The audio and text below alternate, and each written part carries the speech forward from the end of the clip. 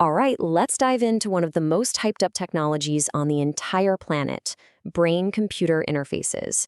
We're going to plug right into the science, the companies, and the honest-to-goodness reality of controlling technology with nothing but your mind. I mean, it's the ultimate sci-fi question, right? Can we just think something and have the world do it? Scroll through your feed, fly a drone, type out an email, all without lifting a single finger.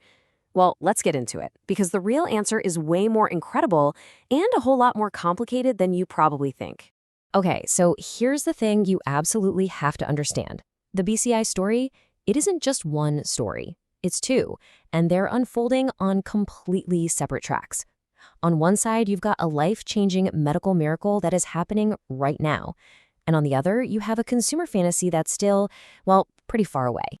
So let's start with that first path, the medical one. Because this isn't about making life more convenient. No, this is about restoring a fundamental human connection for people who've completely lost it. And you know, the speed of this is just staggering. I mean, think about it. In just about 2 years, we went from Neuralink's very first human implant to a second patient's success to a major competitor, Synchron, integrating with Apple's entire ecosystem. And then another company gets the green light for its own trials. This is not science fiction anymore, folks. This is a medical revolution happening in real time. And if you want to understand the real human impact, just look at Noland Arbaugh. He was Neuralink's first patient, a man with quadriplegia who, just by thinking, could suddenly play video games for hours on end and reconnect with his friends and the world online. It's about giving back that digital freedom that was totally gone.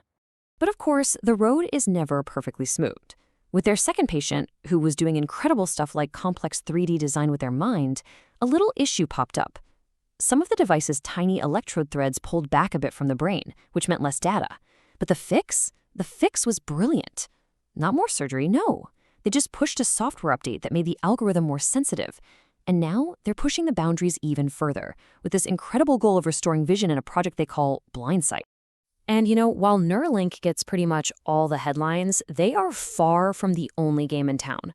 In fact, the whole competition is fascinating because all these different companies are betting on completely different ways to connect our brains to computers. And this gets right to the heart of the strategic dilemma in this whole field. Do you go for the absolute highest performance possible, which right now means invasive open brain surgery like Neuralink does? Or do you put safety and accessibility first with a less invasive method, which is exactly what their main rival, Synchron, is doing? Yeah, Synchron's whole approach is totally different. Their device, it's called the stentrode, is actually delivered up through the jugular vein, placing it inside a blood vessel right next to the part of the brain that controls movement. No open brain surgery at all. And this led to a massive milestone in 2025. They became the first BCI company to integrate natively with Apple, letting patients control an iPhone just by thinking. Huge. So here's kind of how it all shakes out. You've got Neuralink going from max precision with its super invasive link. Then you have Synchron taking that less invasive, safety-first approach with their stentrode. But then you also have these other critical players, like BlackRock, whose Utah array has been the gold standard in research for years, and Paradromics, which is betting everything on creating the highest bandwidth connection possible, with one goal in mind: decoding human speech. And that right there brings us to the next great frontier. I mean, moving a cursor around is one thing, but restoring someone's ability to speak, that's a whole different universe of complexity. It's an absolutely profound goal. Okay, 62. Just remember that number. That's the new world record. 62 words per minute, pulled directly from the brain signals of someone just attempting to speak.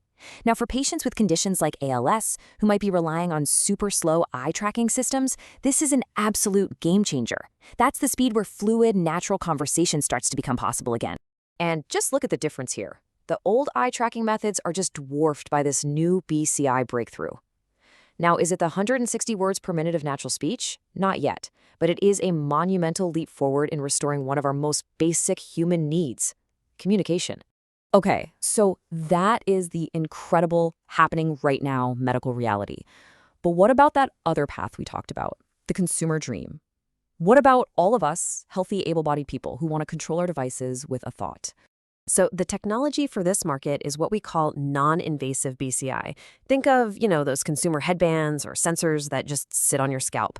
But here is the key difference. They have to read your brain signals from outside the skull. And that, it turns out, creates a massive, massive problem. Honestly, here's the best way to think about it. Imagine you're standing outside a packed football stadium, and you're trying to eavesdrop on one specific conversation happening down on the 50-yard line. What would you hear? Just a muffled, blurry roar, right? That is exactly what our skull does to our brain's delicate electrical signals. It's a natural barrier. So, the reality check for consumer devices is that they're really read-only. Yeah, they can tell if you're generally focused or feeling calm. They might let you trigger a simple on or off command if you concentrate really, really hard. But precise control, like telepathically scrolling through your social media feed, the signal is just too blurry and weak. It's not a software problem they can fix, it's a physics problem.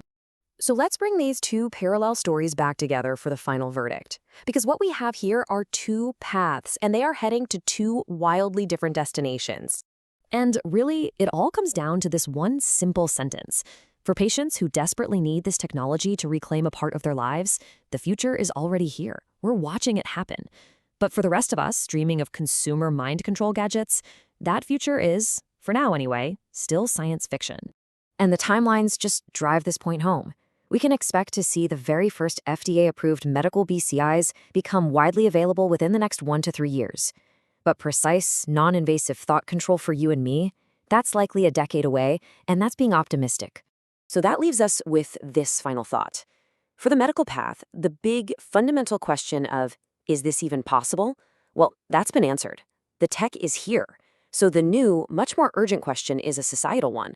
How do we scale this miracle? How do we make sure that every single person who needs this life-changing technology can actually get it? That is the next great challenge.